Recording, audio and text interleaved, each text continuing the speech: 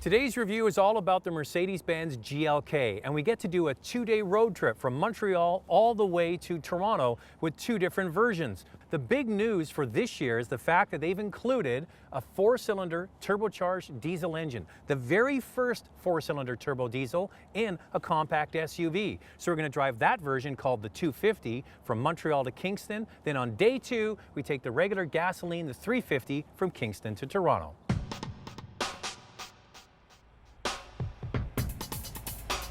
We're very excited about this. It's a 2.1 liter bi-turbo diesel 4-cylinder engine, 200 horsepower and 369 pounds-feet of torque. And that's good for a combined fuel economy of 7.2 liters per 100 kilometers, which is actually the best all-wheel drive compact SUV in the market, period. We're very excited about that. It's a great pleasure for us to be able to offer such an exciting powertrain for our Canadian customers. Now this GLK 250 is a marvel. The engine is fantastic. It's got a turbocharged 4-cylinder diesel with direct injection, and it delivers V8-like torque, 369 foot-pounds of torque. That's the power that gets you up and out of the pocket, away from a stoplight, and down the road with authority. It's got a muffled growl to it, typical of diesel engines, but it's not intrusive into the cabin. And it has a reassuring sound that feels like quality, and it goes towards the nice steering that feels solid as well.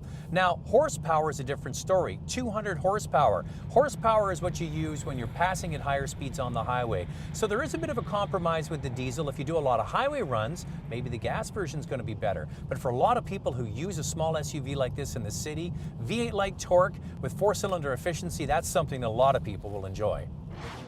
Our 250 BlueTech 4MATIC starts at $43,500, so it starts just under our V6 gas model, which is $44,900. We've been able to get the price down a little bit. It's a 4-cylinder diesel engine versus the 6-cylinder diesel engine on our other SUVs, and also we've made the AMG Sport Package optional on the BlueTech model versus the being standard equipment on the V6.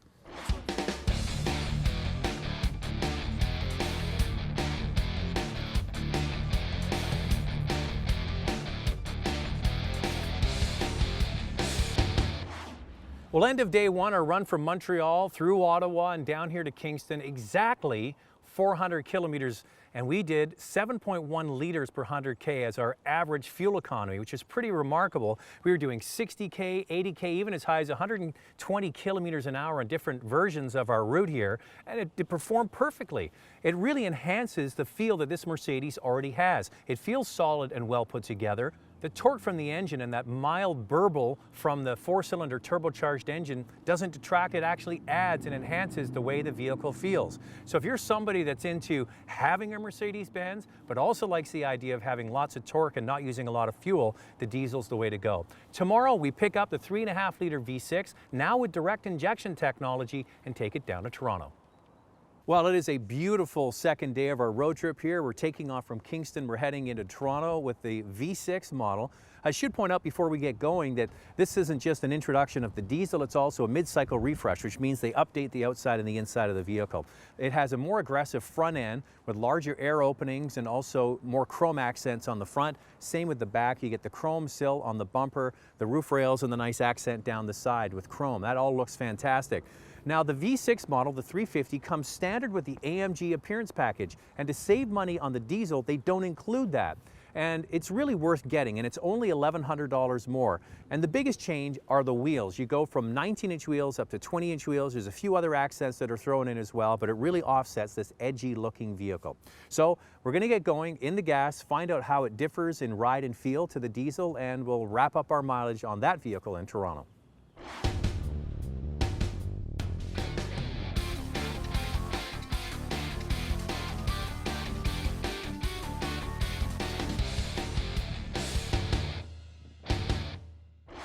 We talked about some of the updates they did for the styling. This is a mid-cycle refresh. They also carried over the 3.5 liter engine, but they added one important component: direct injection. That brings the horsepower to 302 horsepower, so that's substantially more, 102 more horsepower than the diesel. But the flip side of that is the diesel has almost 100 more foot-pounds of torque. The diesel is rated at 369 foot-pounds of torque. The gas engine, the one we're in now, has 273. So it is a bit of a compromise. Now, we have been out on the road here for a while, and the one thing I do notice, is the fact that the gasoline engine is quieter. You do have that low rumble from the diesel that you do get used to, and it's not really that intrusive, but if you're looking for the quietest GLK, the V6 gasoline engine would be the one to get. And if you're also doing a lot of this, highway runs, the gas engine might be the one to get as well, because it has that higher speed horsepower, 302.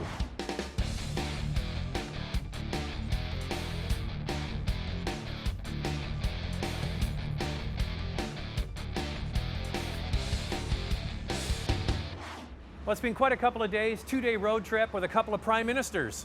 We left Trudeau Airport in Montreal and we're here at Pearson Airport in Toronto. And the first day we did 400 kilometers with the GLK 250, the diesel, and an additional 300 kilometers from Kingston down here to Toronto in this 350 gasoline version. Now, I'm going to give you an update on the mileage. The 350, almost all entirely highway driving, was 10.5 liters per 100 kilometers. A refresher again, the 250, which was a lot of highway driving, but a bit more mixed city driving, got 7.1 liters per 100 kilometers over 400K. That really is remarkable. Each vehicle has its place. If you're doing a lot of highway driving, this might be the one to get. Slightly quieter, lots of power on the highway, but the torque monster, the 250 with 369 foot-pounds of torque, is a joy to drive, especially in the city, and the mileage is phenomenal. Mercedes-Benz thinks that 80% of the GLKs they sell will be diesel, and I wouldn't be surprised.